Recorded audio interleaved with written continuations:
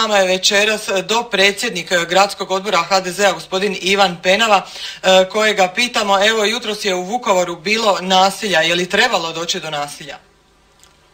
Pa ovisno o kom kutu se gleda. Što se nas Vukovaraca tiče, pogotovo nas iz stradalničke populacije, pa mi se pitamo kome je danas u modernoj državi Hrvatskoj u ovakvom teškom trenutku kakav je danas, pokraj 400.000 nezaposlenih, pokraj prijetnje blokadom Hrvatske putem EU fondova zbog neisporučivanja određenih... Mjerodavni kažu sve u skladu sa zakonom. Nas sad muči ko to radi nasilje nad nama nakon 20 i kusur godina nakon rata. Kome je danas bila potrebna ćirilica u gradu Vukovaru?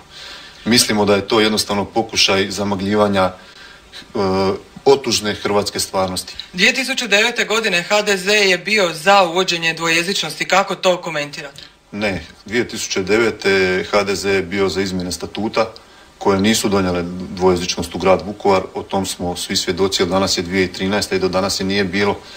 HDZ je danas rekao i ponovit će još ako treba i 1000 puta da ne pristaje jednostavno u gradu Vukovaru, zahtjeva da ovo bude mjesto posebnog pijeteta, a nikako se ne zalaže za dvojezičnost kako nažalost neki pokušavaju nametniti u javnost. Vi sada imate većinu u gradskom vijeću, što ćete učiniti? Hoćete li mijenjati statut?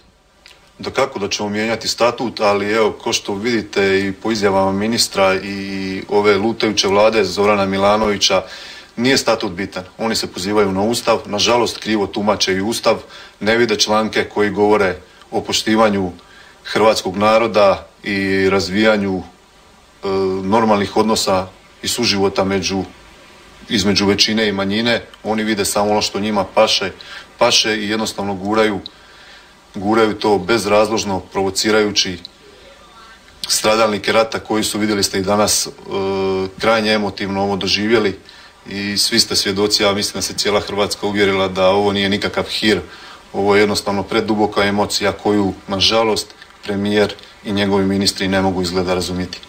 Ipak ostvarene su zakonske pretpostavke. Što ćete vi sada kao gradska vlast učiniti? Hoćete li tražiti nove popise birača, stanovnika? Pa ja vas ponovo moram razuvjeriti, nisu ostvarene zakonske pretpostavke. Evo vidite, sad stalno se pokušava nametnuti pitanje statuta, a svi se pozivaju na zakon koji je donio SDP. Zakonske pretpostavke nisu ostvarene. Članak 8 Ustava o pravima nacionalnih manjina jasno kaže da se sva prava i zakoni po pitanju nacionalnih manjina imaju primjenjivati jedino pod uvjetom poštivanja i nacionalnih manjina i većinskog naroda.